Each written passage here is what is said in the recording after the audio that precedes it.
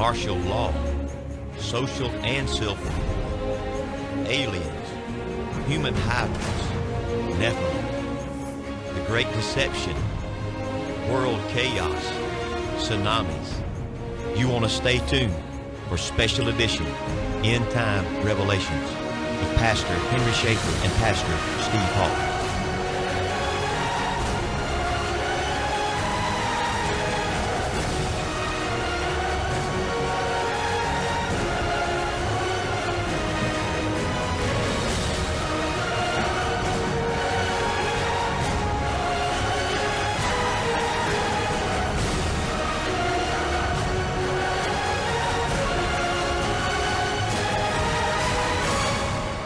And welcome to Project SEER. We want to welcome you to our show today. Hope you're going to stay tuned for the next hour. We're going to have a great time. Got a great lineup for you. I'm Pastor Steve Hall, the host for the show. Also sitting at the mic today, we have Pastor Henry Schaefer, the other host for the show. Hey, I'm in the studio with everybody today. I'm glad to be here. How about you, Brother Steve? Man, I'm glad to be back. We also got Shotgun Steve over here. Yeah, I'm happy to be here. It's been a while. Yeah, it just seemed like it's been a long time. Some emergency came up last week, so we weren't able to be here.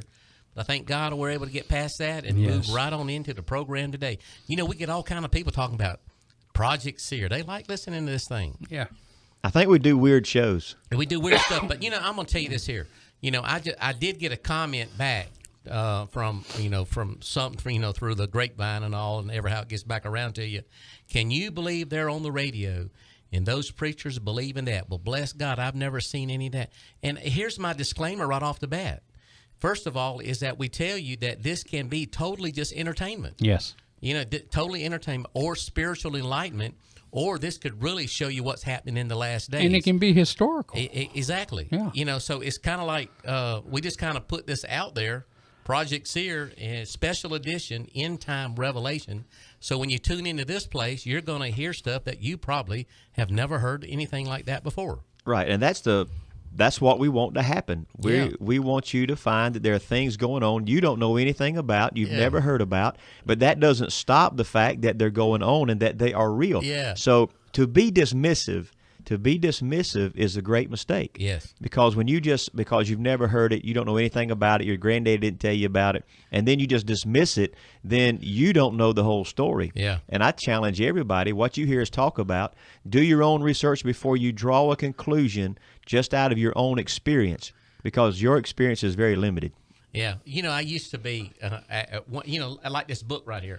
I was telling you about, I got this book called J. Phineas Dake. It's this book, God's Plan for Man. I've had that book since the 80s. Had it on my shelf in my office for years and years and years. And then, you know, we brought a lot of our books up here to the radio station, so we kind of like put them up here. Got a lot of shelves. So it makes it look good when everybody comes in. And, you know, it's just stuff that we're not going to use anymore. And after really God opening my eyes up, and I looked at that book and said, I'll never need that book. There's nothing in that book for me. Then I started realizing, all of a sudden, as we're talking about the beginning, the time, and all, I realized that J. Phineas Dake was a super brain. Yes. And that he had great revelation. And I had ignorantly, and when I say in my own part, just didn't know and throw away one of the great treasures. And I ran up here and said, oh, Jesus, they got the book. Hope it's still up there. So I got his book. And, you know, we've been reading it. I mean, it has just great stuff in it. But what I'm trying to say, at one time, you just overlooked it. And that's where a lot of people are when they look at some of the things of J. Phineas Dake in the past. They say, oh, he's crazy. And that's why you may listen to us and say that's crazy. But as your knowledge base builds, then you start realizing, hey, they're not that far out there. And, you know, as our knowledge base begins to build, we see that God has saved some things for certain times and seasons in our life. He didn't let you know everything that you know now when you first got saved, Pastor. Oh, in the first grade. That's right. So we're no longer in the first grade. We've graduated to somewhere. I'm not sure where I am, but I've graduated to somewhere. And some people that are not at this level, they're still doing multiplication tables and addition. And somebody's out there doing some calculus and trying to explain to you, and you said, that don't make no sense. I ain't never heard that stuff before. So it doesn't make sense, but God is revealing that to those that have prepared themselves and those that are really searching for truth, and doesn't just limit themselves to what tradition holes. I'm telling you, I'm glad I got out of the mold of tradition. There's a new world out there, brother. It sure a is. brave frontier. So we've got this title we're going to throw out today because last week when we were here, we were talking about creation before Adam. We're talking about pre-Adamite man. Some people say you can't use pre-Adamite, but you can't use pre-Adamites because it kind of sounds kind of bad. The pre-Adamic race. Yeah. I'm going, they're the same thing when you look at it. They're the same thing. It just depends on who's using it. So anyway, the title today's program is The Apocalypse of Giants. Yes. The super soldiers, the coming super soldiers, and what's coming, what we believe that the government's doing and what's going on around the world. So it's the apocalypse of giants, and what we're going to be talking about is the unveiling. Correct. You know, and let people realize that there are giants and that they're working on this, and there is a disclosure coming of giants coming across the world. And Brother Watson, you like to say this here as far as like Noah, how it would be in the days of Noah? Yes, as it was in the days of Noah, shall it be as the day in the Son of Man cometh. But when we talk about this, now as for myself, I believe the Bible from the front to the back, and I also believe that historically and archaeologically, there have been discoveries that people know about, and they've been hid at times. We know that in 2014, the Smithsonian Institute was sued by the Alternative Scientific Archaeological Society because they had been made to look foolish, and they had said that the Smithsonian Institute had hid documents that proved that at one time they destroyed the bones of giants, and they laughed about it. Well, they got sued. It went to the Supreme Court. The Supreme Court said, "Hey, you're going to have to prove, you're going to have to show these papers." And well, they did in 2014, and they admitted that in the 20s and 30s they destroyed thousands, tens of thousands of bones of skeletal remains that were everywhere from 6 to 15 to 17 foot tall. And this was done as a deliberate attempt to not allow the Darwin theology to come to light. There was an attempt to disprove God existed. Right, because when you read the Bible and it talks about giants in those days and giants after those days, talking about Noah's flood, and then you see the bones of them, then you began to confirm what the Bible's saying, and you began to dissolve the Darwinism and take away their credibility, and they didn't want that. And I'm going to tell you another group that is behind the hiding of these bones, and that is the Vatican. Yes. The Catholic leaders do not want you to know there were giants because they want to control the narrative of the past, and America is under the thumb of that Roman Catholic idealism. Correct. They want to control the narrative of the past so that they can feed you the narrative they want you to believe is the future. And I'm so glad that I'm not buying the lie anymore, and that I don't trust the government at all anymore.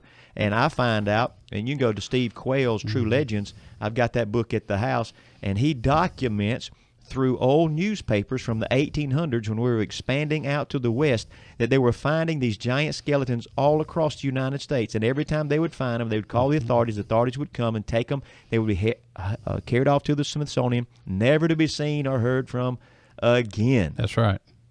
And a lot of it was destroyed too during the European campaigns and the war, the bombings and such. Museums. Yeah, but I was specifically thinking about America, on just American soil.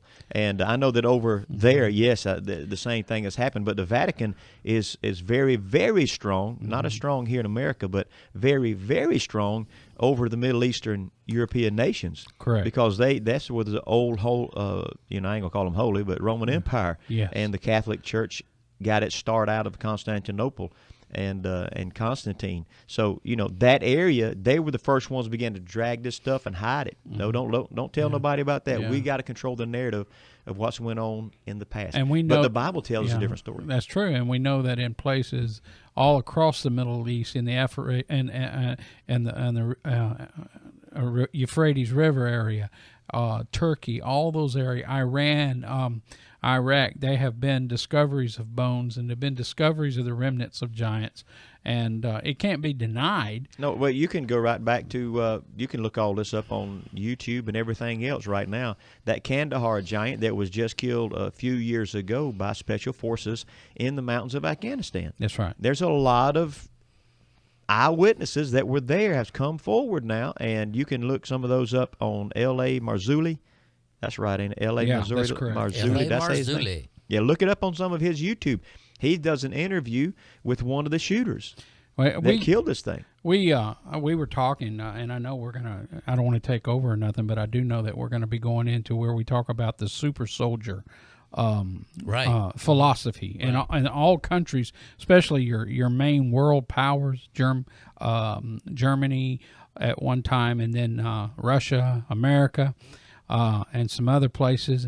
They have always wanted to try to have a super soldier type army, and we can go back all the way to the 1920s. Joseph Stalin, he created the 8-men experiments, and that was done to create an anti-God philosophy in the country. And what they did with the help of a scientist named Ivan Norv, who was eventually exiled so that he wouldn't talk about what he had done, they had went and they had captured chimpanzees from Africa, and they impregnated those animals with these female chimpanzees with human DNA and sperm. And when they did this, it was an attempt to create a super soldier, and it was an attempt to create an animal that was a creature that was half animal and half human, with super strength. And a lot of it didn't come to knowledge, but it was the brainchild of Stalin and a leading zoologist. The experiments involved the artificial insemination of chimpanzees with human donor sperm, and the resulting failure of the experiment led Stalin to exile the scientist. So if you listen, it's already started. If you look It's been going on for a long time. And that was in the 20s. Yeah. So, there's no imagination what they're doing now. And where they are now. Yeah. 100 years down the road. I mean, really, with technology from the 1920s till today, y'all, you're talking about a different world. Right. Different Exactly. possibilities. Well, so let's talk about let's get it to where we were like when we were talking here before we got into the room here. We were going over the Shem, Ham, and Japheth. Right. We were talking about and we were just kind of like graphing out their lineage. Yeah. And there's two theories here about giants on this side of the flood, versus where it was before Noah. And we were talking about some believe that there was Nephilim blood brought through two, possibly one or maybe two of the sons of Noah, and that would be after the flood. Then they were able to propagate giants again. Some believe that, or some believe that there was a second incursion, like it was before, when the angels came down to earth women and had sex with them, and then there were giants. And and I've read some of the brother, to digress here for a moment. I read some of the Facebook posts and everything. They said, and they believe in giants, and they believe in angels coming down with women, and they're going, how can these liberals even get on a radio station? I'm going, liberals? They don't know. They don't have to they turn don't know us liberal. very well. They don't know us very well about being conservative. We're probably more conservative than you are. But anyway, so incursion afterwards. Yes. You know what I mean? So that's what we think happened. That's what I think. So A what we were second talking incursion about after the was, flood. okay, if there was a second incursion, and we're talking about Nephilim blood in the bloodlines, how far down did it go? And then is there offspring still today in our society that has this taint or trait of Nephilim blood in it? And we all agree, yes, there has to be something there. And what we were thinking about was this Ancestry.com for what, $20 or $40? Cheap. Cheap. Get your DNA, send them the sample, Get you, and they'll give you their results, or what they want to give you as results. Get you the cheek swabbed or what have you. And then I think that they are trying to determine your DNA for more than just trying to figure out whether you come from Europe Yes. or whether you come from Africa or where you come from the islands or whatever. But there's more to it than that. And we're thinking that they're looking for this Nephilim trait of blood that would be instant. That what that means is that somewhere along the line you have this angelic type setup, which is unredeemable. That's right. And that's scary to think about that. Yep. Do you know what I mean? That's the reason why I don't think a lot of people even want to talk about your it. genetics is not all human. So, but what we're saying is they're not concerned about that. They're concerned about getting the genetics so that they can create a super soldier, a super race, like Hitler wanted to do and these others wanted to do. So now that kind of leads us into the super soldier type thing. Yes. Right. And so they're experimenting with all our DNA, mixing it, doing whatever they want to do with it. Because once they got your DNA, then they can do anything with it. That's scary. Yeah, once they got your DNA, they can do anything with it. They can mix it with anything they want. So they start, and we talked about this, is if they get millions and millions of people's DNA and they find those that have the purest Nephilim genetics in those, then they start purifying the breed again. Yes, right. Getting closer and closer to Goliath. They take two DNAs, they take two, and they mix them. And a pure giant DNA, Exactly. and then they do it again and again until you get closer to the original genetics. I know this sounds genetics. crazy, but it sounds like eugenics, doesn't it? It is eugenics. It's exactly what they do. What it is. So let's talk about the super soldier here for a moment, because when we talk about that, you and I were on the same page about. Did you see the Ferguson video with the giant in it? And so go ahead and set that up for me. I'm going to get that thing ready to run here for really quick. Okay, here. yeah, so I was at the house. I check videos out all the time, and I love to do the research on the giants. And it said giant in Ferguson, Missouri. I clicked on that and began to watch it, and sure enough, there is a video, and we're going to watch it here in the studio. So if you want to tune in on YouTube Live right now, you can find this. If not, after the show, you can go to YouTube, and you can type in Project SEER, WCC 99.9. It'll pop up on your screen. Click on it, and you'll get to see some of this video as well. But anyway, this Ferguson, Missouri video has some cops standing on a street corner with is it a Napa? What's the AutoZone store behind them? I don't know if they're guarding the AutoZone or what's going on at that point. But this video, it's a moving video. You tell somebody's probably going down the street. It's video in Ferguson, Missouri when the riots were going on. Yeah. And suddenly, amongst these black-looking, it looks black because it's dark. It may be they may be a green or something. The uniform. No, I think they're black because it would be like everything's went over to that European black. Okay. So it looks black on the video. Right. I just wasn't sure that it was. And among these average size soldiers or guardsmen, there is one who just does not look like he fits in. He don't fit in that thing. He is. When I say bigger, I mean he's at least twice or more. As tall. I would say it's almost 3 times in weight size. I would say he was as big as 3 full-grown men. Yeah. Big guy, and he moves and everything. So I'm setting up the video. Yeah, there you go. So I'm gonna there's an 8-minute video here. I haven't watched the whole thing as far as like for the language and all in it. So if anything slapped by here, we'll make sure we edit that thing on out and everything. But here's the thing. I'm going to start it at 2:07, about 2 minutes into the video, but look at 3 minutes and 17 seconds. That's when you're going to really see it. So we're going to watch it here for just a minute and see what we got right here on this. Here we go. Yeah, so there it is, Ferguson, Missouri. It's going That's down the riot. street. Yep. Just filming things. They saw somebody trying to throw something through a window, break into these houses, and that almost like a church, brother. It's got crosses on the wall. Yeah. Well, it's going to change here in about a minute. Yep. They're fixing to go further down the street. I'm going to let you talk about it. Go ahead. Trying to throw a trash can through that window, and nice, he's hitting it again. A big old trash, and he's got it busted. He busted the window out of the storefront, and now they're going through the doors, and they're looting. Welcome to Ferguson, Missouri, says the sign. Just kidding. But, that was the riots over. Oh, yeah, they're running out of that fashion store. Fashion store would close. Let's see what else they're coming out with.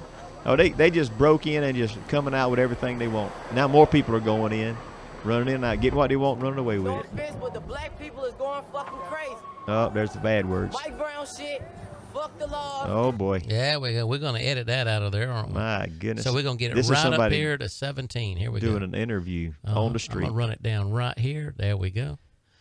We're going to get him out Definite street of there. language. There we go. There we go. He's out. Now, there we go. That's the future of America, ain't it? I hope not. There you go. Look at that, brother. Here's the soldiers right here in front of Advanced Auto. Okay, I'm going to back that up so you Wow. can see it backwards. There's these little midgets standing beside this guy who's supersized. And the guy's moving. It's not like a statue. It's not like we're looking at something that is fooling us. 3 minutes. So if you watch the video, everybody, around the 3 minutes, 17 seconds, you're going to be safe. Get past the guy with the hoodie, the red hoodie. Yep, I've turned him down. There you go. And, don't listen to his foul mouth. Here we go, right here. And then right boom, there it is. The new shot is Advanced Auto. Woo-wee. So he's if you were looking at what we're doing, you see just like somebody's video in the front of an Advanced Auto shop, and in front of that there are these uniformed soldiers that like they're all in black, and there's a car on the corner, and some of the soldiers are standing by the car. One's in front of the car, and beside one of those in front of the car is another guy who don't fit this picture. He is look how tall he is compared to the signs behind him. And the width of his shoulders. Yeah. Look at the width of this guy. You see it, brother? You see it, brother? The stance, he's standing, his feet are at least 3 feet apart. Look how he looks like he's riding a horse. Look at the top of the window behind him, and you can see that window is at least, almost 12 feet off the ground? Yeah, that's like a sign. Yeah, or that might be a window. sign? It may be. That might be a window. But let me go ahead. Let me run it on down here. And real big guy, he's going to move here in just a minute. I mean, it's not like, there he goes. He just turned to look around. So and everybody's moving at the same time. Everybody's, in this thing. He turned right back towards the front, and then the guys just keep moving on with the camera. They're on that about 5-10 seconds maybe. Yeah. It's not long that they showed this guy. I don't even know that they seen him in the camera and realized how big he was. Yeah, wow. There it is. What is that? Is that 8? What is that? 320? On 320 on this video, this guy spins. Yeah. We talking about the huge guy. With all of his military gear on, he's even got a gun in his hand. Well, this is real footage. I mean, because they were, you know how they do on Fox News. I mean, they're doing stuff live, and they curse, and they have to cut them out and everything like that, and make them shut up.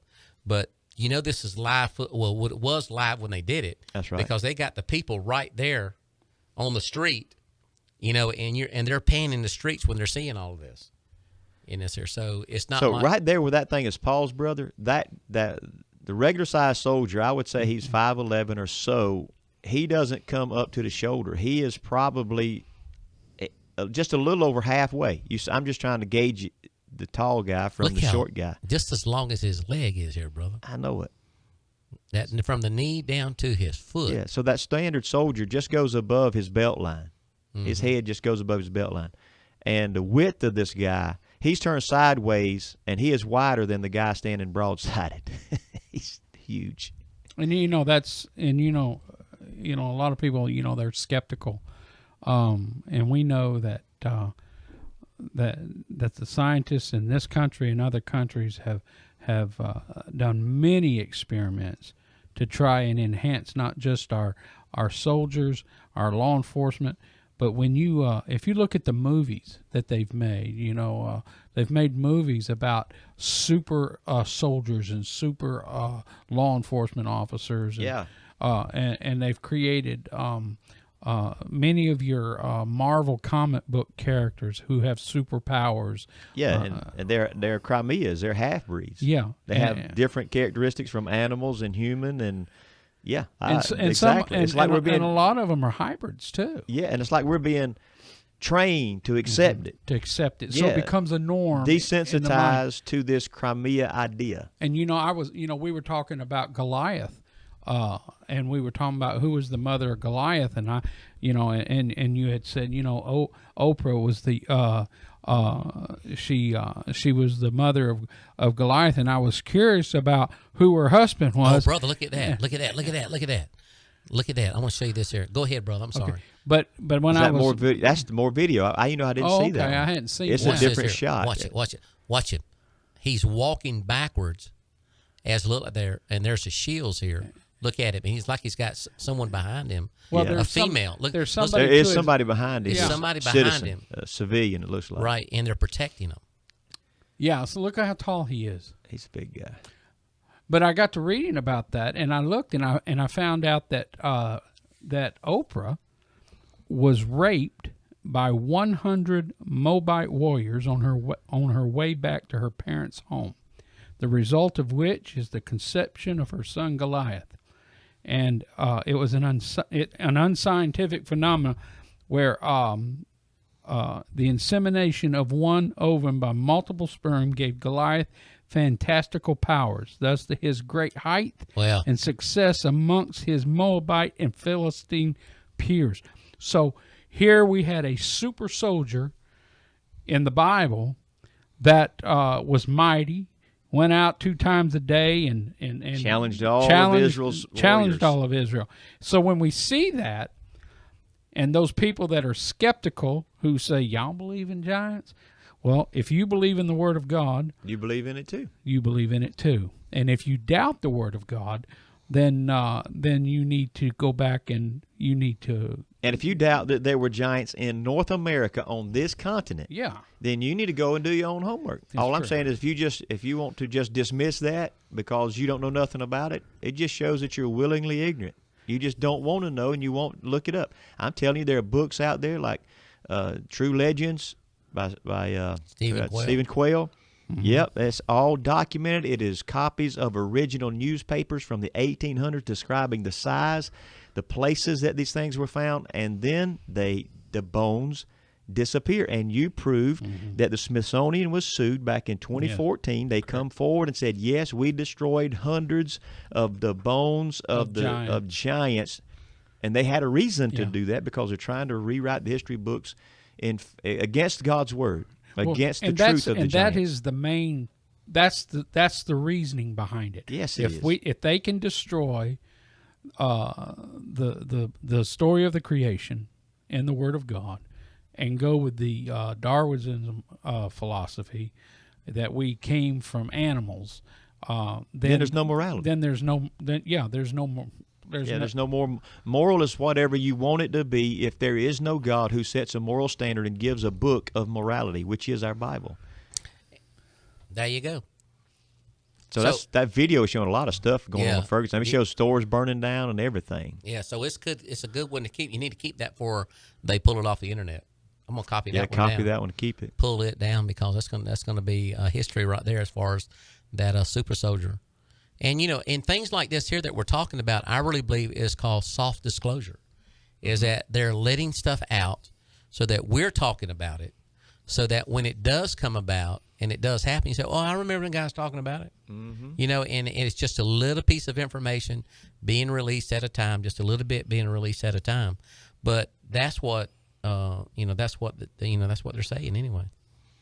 And let me just go ahead and tell you one other thing, talking about the bones here in North America, that there is an act of Congress that any bones that is found in North America because of the Native Indians, the Native Indians that are here, is that any bone found is already determined to be Native American.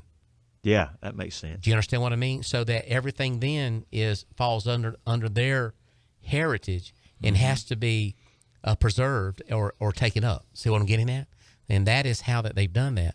So, you and I discussed about, well, what did they do with all these bones? And they said that some, like he was talking about, they said they were destroyed.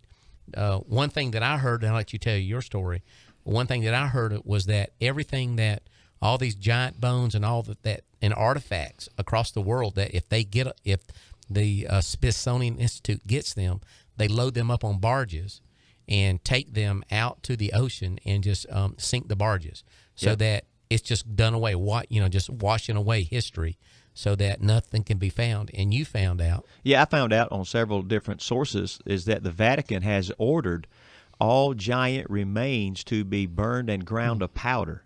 The bones absolutely to be indistinguishable from dirt and sand. Mm-hmm. There's just total annihilation of the bones, so there's no history. Why? Because powers that be want to rewrite the past so that they can control the future. And your mind and your mindset, if you know these things, then you can have freedom to believe the Word of God and freedom to see and understand the things that happened around the world. And the bones tell the stories. But if they can control the story and control your thinking, it's called mind control. And it goes on all the time. Even when you're watching TV, you're watching the news, they're telling you the parts of the news and a perspective of the news that they want you to buy into. And if you'll listen to them and buy into that, then you go out here and you're arguing their argument on, and you don't even know the other side of the coin. You know, I used to tell me all the time that coin's got two sides. Until you got both sides in view and understand, then you don't know the whole story. And I've learned this in counseling. If you're doing a man and wife counseling thing, and one of them starts coming to you and telling you how bad the other one is, you need to listen to the other one's story before you make a decision. That's it. Because once you get both sides of the story, then you got a better picture, a more complete understanding.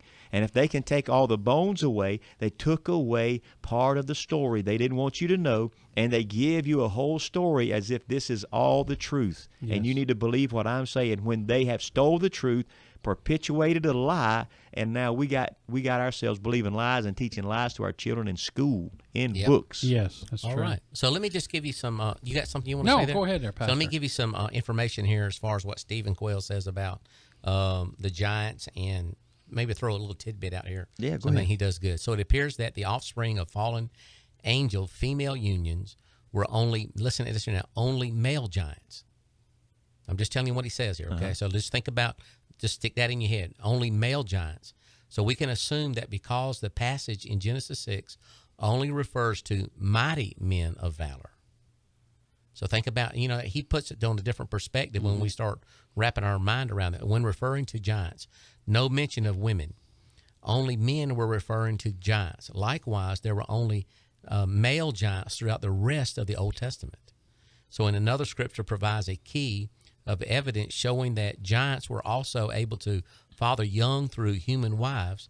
This passage tells us about the brothers of Goliath, whom David slew, and there was war again with the Philistines, and Elhanan, the son of Jair, slew Lahmi, the brother of Goliath, the Gittite, whose spear staff was like a weaver's beam. And then it goes on to say it. And yet again there was war in Gath, where was a man of great stature, whose fingers and toes were 4 and 20 and 6 on each hand and 6 on each foot. And he also was the son of the giant. But it goes on to talk about, this passage gives some important information about the giants. Let me read it. Okay, what he says. They could have had brothers, meaning that the fallen angels could and did commit the sin of fathering giants. Time and again, given the chance, they would do it again. Yeah. So let's talk about, if he's talking about doing that, period associated, here it is. They had 6 digits on their hands and feet. The sons of a giant were at least some of the time, if not all the time, they were giants. If not all the time, some of the time they were giants. The DNA of fallen angel was passed from one generation to the next, corrupting each one in the process. Little by little, the human bloodline was corrupted by these giants. So then what happens is that, given their strength, blah, blah, blah. There you go. That's pretty much it. The fallen angel we DNA. know that Goliath, if I'm correct, there would have been 5 brothers. And so, I think it was 4 brothers. Counting 4 Goliath brothers. was 5. Goliath made it 5, so he had 4 brothers. Yeah, well, he Right, got 4 5 brothers. stones when he went 5 to stones. But to when he went think how their mother was impregnated, it must have been not just a horrible thing to think.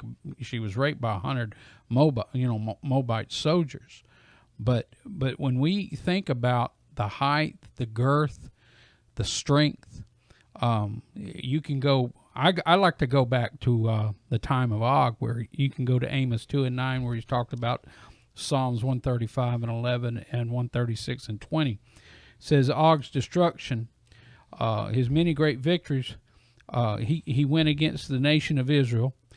But Moses writes it in Numbers, and this is the way it talks about it. It says, the Lord said to me, do not be afraid of him, for I have handed him over to you with his whole army and his land.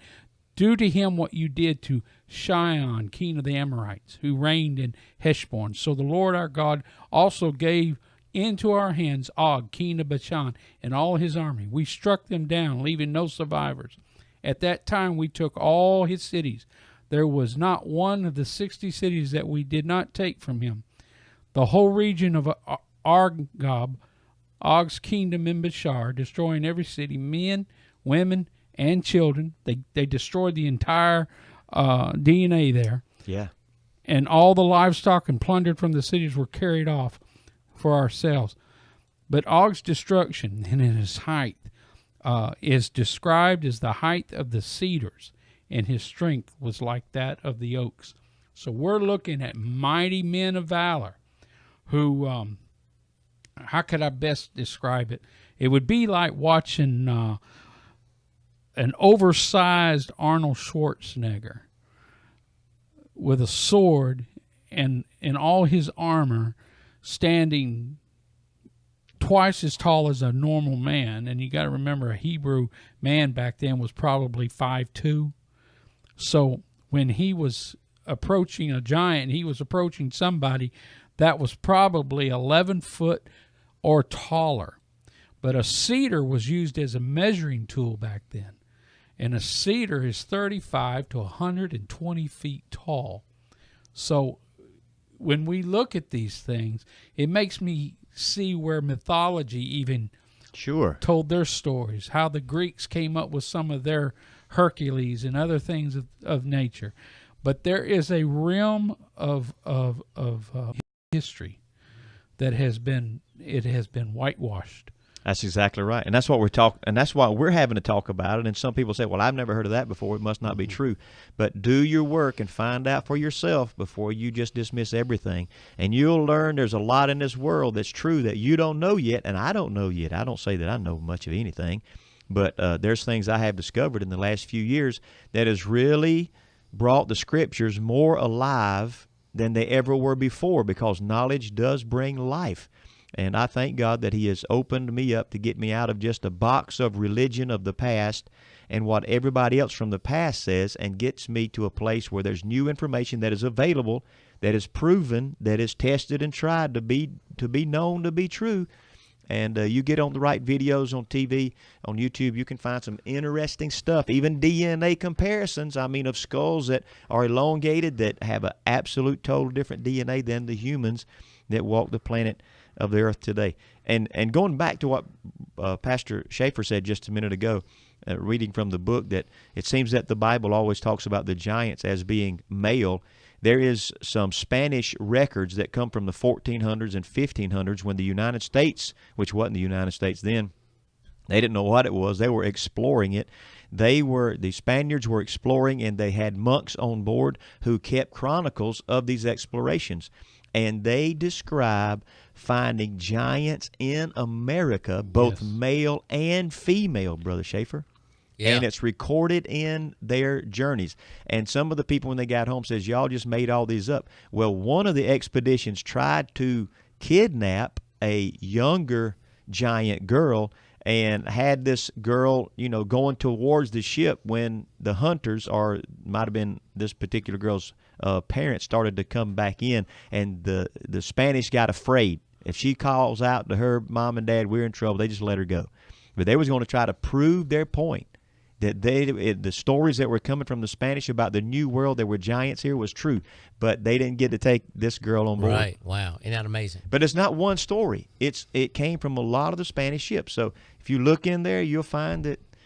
Yeah. Hey, come on. There's I want to follow up with Brother Evangelist Watson. He was talking about the giant Og. Yes. The one that was there.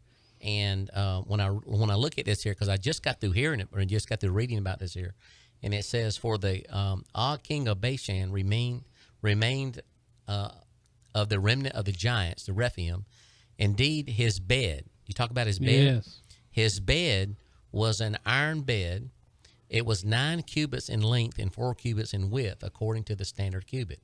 So when you look at, well, how big was his bed to be able to lay itself down on?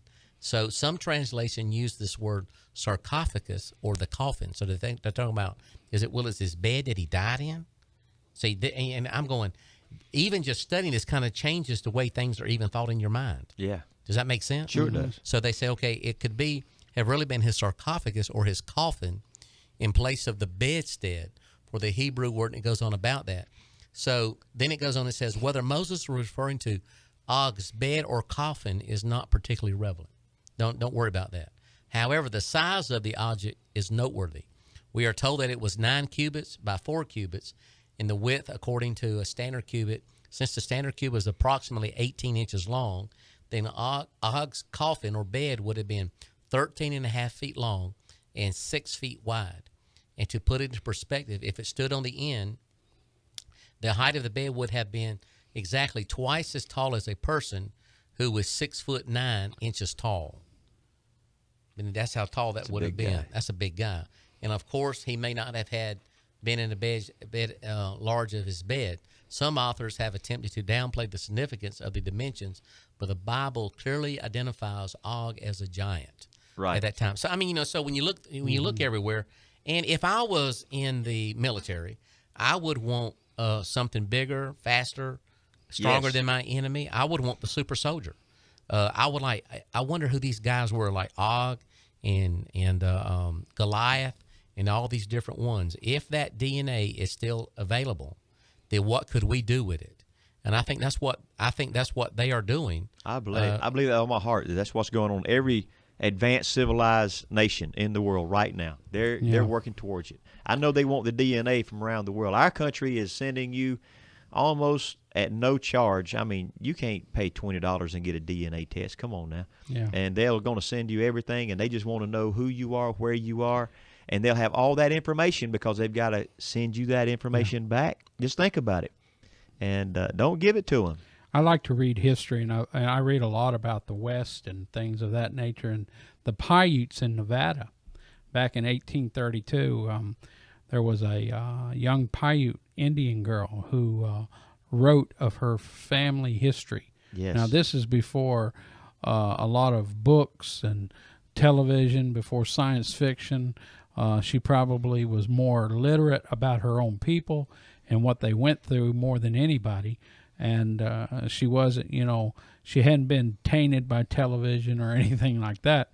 She writes about the red-headed giants. Yes. And how there was a great battle between her people and this barbaric family. It was a family of giants. They lived in a cave, right? And they were barbaric and they were carnivorous. In other words, they would steal children. They'd kill and eat the children. Yep. So the Paiute Indians finally got to a place where they went and battled these giants, and they cornered them into a cave. That's right. And they set fire to kill them and destroy them.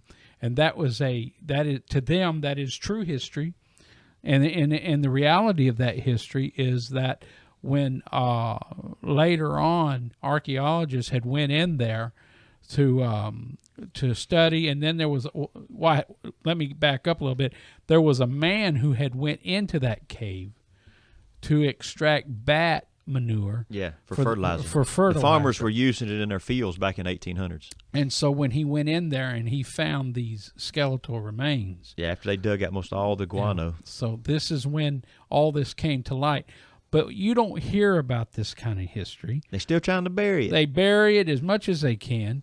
And so these people literally had some type of event that took place that they recorded in their historicals. Now, if we had an event and wrote it, everybody'd say, well, that's true because it's documented. Well, it's documented to those people. Yeah, they believe it. It's oral history. It's just as good as the written history because their way of transmission, until that young lady started writing and reading, as far as we know, she transposed those oral traditions into a written format.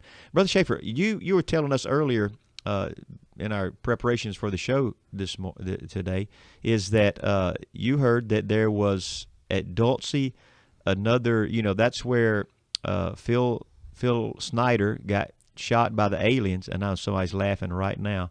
Just look up the story, guys, and listen.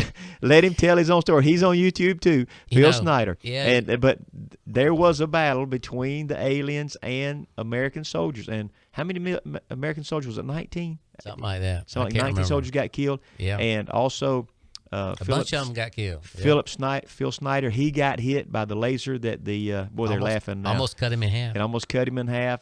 And he shows you the scar on one of his videos. I mean, his chest is cut. Opens it up. It shows all the stitches. But anyway, I said all that because you told us, and I didn't know nothing about this until you said it, that they found something else. Yeah, I was listening to Stephen Quayle before I came here, and he was talking about that there was a second battle just recently in the last couple of weeks with a group of giants. He called them, they don't call them a group, they call them a hive at Dulce, where they were digging underground, that they're exploring underground, whatever they're doing there, like they were doing in the past, that they actually went into hit a hive of giants, and there was a battle that ensued there at Dulce again.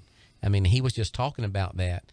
And so that really opened up my thinking about why are all these world leaders, and we're talking about the mind. Your thought always has to be this, is that like it was in the days of Noah, then it's going to come again in that time. And we're not talking about just being sin. I mean, sin is that's one of the things, but it's talking about as it was then. That's right. So shall it be. So we're talking about the giants and all of that. But I started thinking about the Antarctica, about all the world leaders, and they're going to Antarctica. And, of course, you have to get some of our other programs, and we talk about why are they going to Antarctica and the history there. But they're believing that there's some type of underground base there that Hitler and all them were looking for. We know that history proves that they were going there. They were there. And President Obama went there just before he left office. One of the things I like, if people laugh, Dulce Base, if you look it up on Wikipedia, says is an alleged joint human and alien underground facility under Archuleta Mesa on the Colorado-New Mexico border near the town of Dulce, New Mexico in the United States. Claims of alien activity there first arose from Albuquerque businessman Paul Benowitz. And this is a common historical thing that you can look at based on Freedom of Information Act. You can find out that there has been suspicious activity there, but all this area has been very active ever since the Cold War. All this area was very active during the Soviet bloc era. And it's still active today. Well, they say what was happening is that Phil Snyder was like a geologist, and they were digging they were digging holes in the ground to where how they were going to go in and tunnel out underground bases. And as they were digging these exploratory holes, hit a cavern. down in Dulce, they hit a cavern, and when they got into that cavern, it was full of.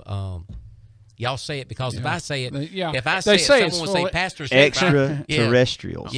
Pastor Schaefer said it. He believes in all this stuff. I'm going, I just believe what they hit. I believe. But I gave you a book. I gave you a book, UFOs and what the presidents knew.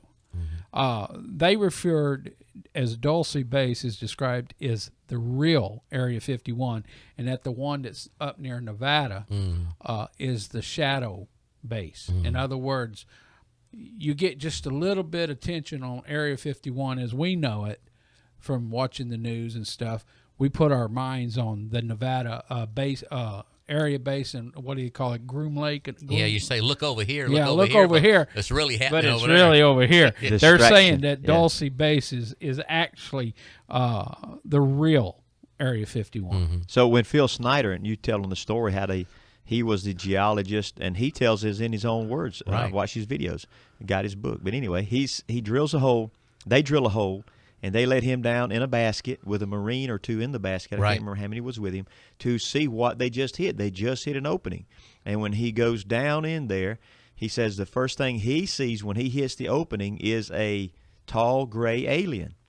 And he pulls out, I think it's a 9mm, and shoots him. Starts shooting. And the thing shoots back with a laser. Kills the Marine that's with him in the basket and wounds Phil Snyder, and he's months in the hospital recuperating because his bones. He was the only one that made it He's out. the only one that went down and came out alive. Right. Well, his bones, when he was hit with that laser, it changed the composition, and it took him 6 months laying in the hospital bed for his bones to start rebuilding the calcium that was somehow damaged in his bone. Right. The story is out there to be heard, and you can dismiss it all if you want to. I mean, but well, let's take that for okay. what Stephen Quayle was saying, as far as that there was a second. They came across a hive, just like they came across a hive of aliens. As I guess they're still digging or whatever they're doing in coercion, maybe with cahoots with the alien races, whatever they say, but digging and now coming to a hive of giants that was there, and there was some type of battle that ensued there. But what really got my mind to thinking was everybody's asking what is going on in Antarctica with this giant thing. So many people are saying that in Antarctica that there is an underground base where they have in chains or in bars giants that are there, and they were talking about being in some type of suspended animation or something like that. They got another term for it, but just kind of like like twilight sleep, in sleep, out. You know what I'm talking about. Have them there, and that they are there, and that these. And I was telling you that now this is a thought that I have never heard no one talk about. So let's just throw it out there.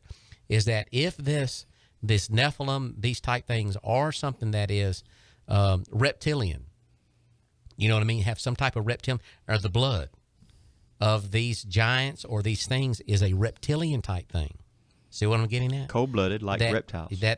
And Antarctica would be the place to keep these, because they would be cold, and they would be very slow and very sluggish in that. And everybody says, if you ever heard this on the internet, say it's an original from Henry Schaefer, and that's the only person I've ever heard ever say it. I didn't hear Stephen Quayle say it, but I'm thinking, is that the possibility? Why that everybody is off limits in Antarctica? Because they have these giants or these things that are here that are, in suspended animation. Similar to that, I think that what could be happening with all this DNA research is they get to a point that they know we're on the brink of the breakthrough, and they take it to Antarctica for the breakthrough, because there they can control the traffic. In the rest of the organized or known world, it's open limits, open borders. Yeah. But Antarctica, you cannot go to Antarctica. And you don't see no satellite images or nothing. No, you don't, because it's not permitted. You have to have permission from governments to go to Antarctica. So you and I are not going to get to go there, brother. Right. Yeah. What's really interesting about this particular base is because there's enough documented fact about it. There's also enough documented interest in it, because there are thousands and thousands of people who type in information on this area every day. So the interest is incredible. When you get 1 million plus something hits on that particular subject, but what's really fascinating about it is people watch, and when they see masses of amount of government material being transported by trucks and such, and trucks going in and trucks coming out, and they see things, and then you have people that have been there and they come back and say, yeah, it's big down there, it's 7 levels down there, or 10 levels under the ground, 2 miles underneath the earth. We know that the government has built things before that were massive. Look at all the underground facilities that there are.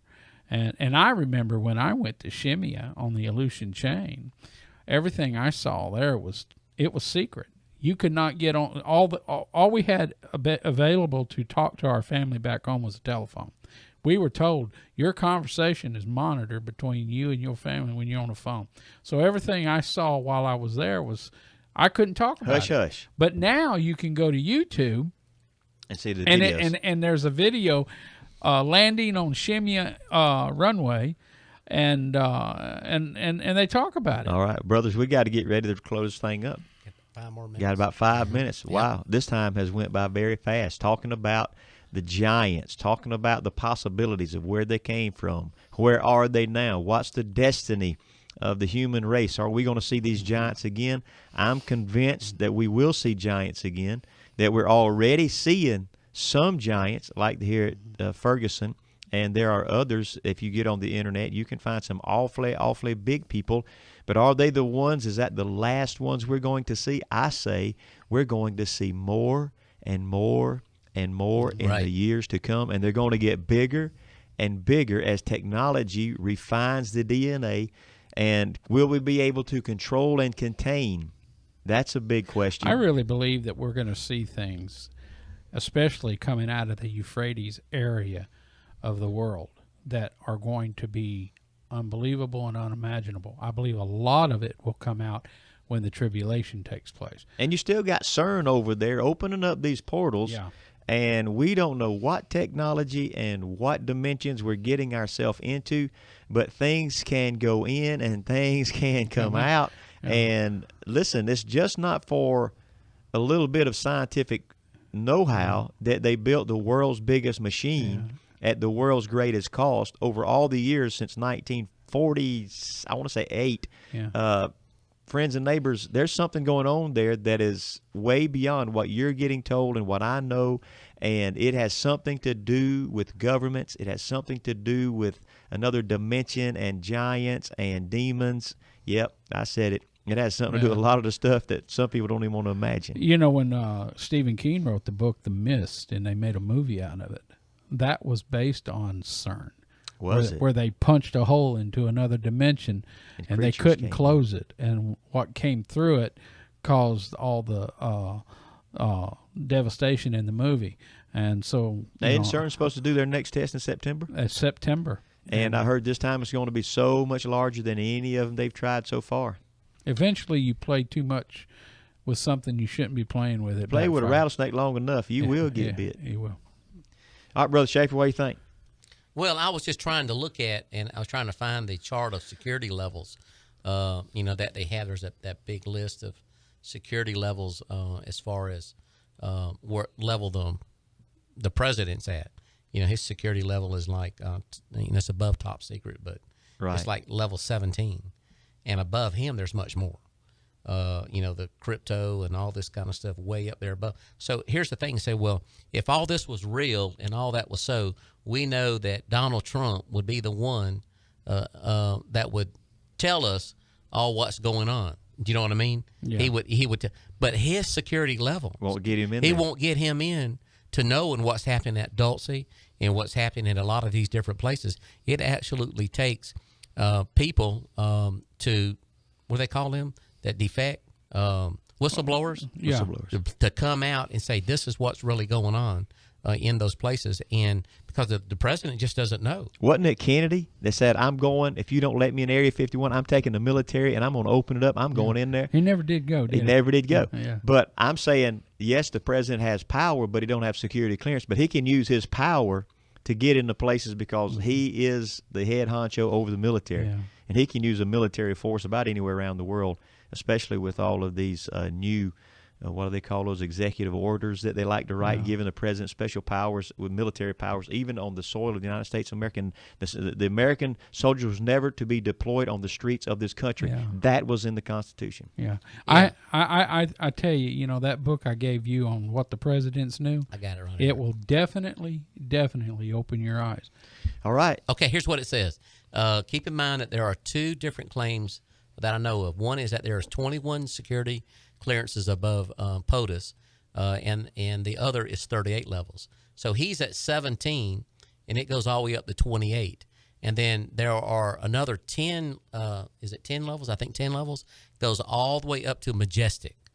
That's the highest one. Remember they were talking about the Majestic 12 and all that? That's so far above the president, they wouldn't even have to talk to him. And the Majestic 12 were the ones who took over after Blue Book closed. Yeah. And so anyway, that's what I look at. I'm going, okay, somewhere along the line, there's going to be disclosure from our, from our government. I'm going, really? You think so? These people are working on this stuff, and they are not even. I mean, how can even government? I mean, they're, they can't even tell.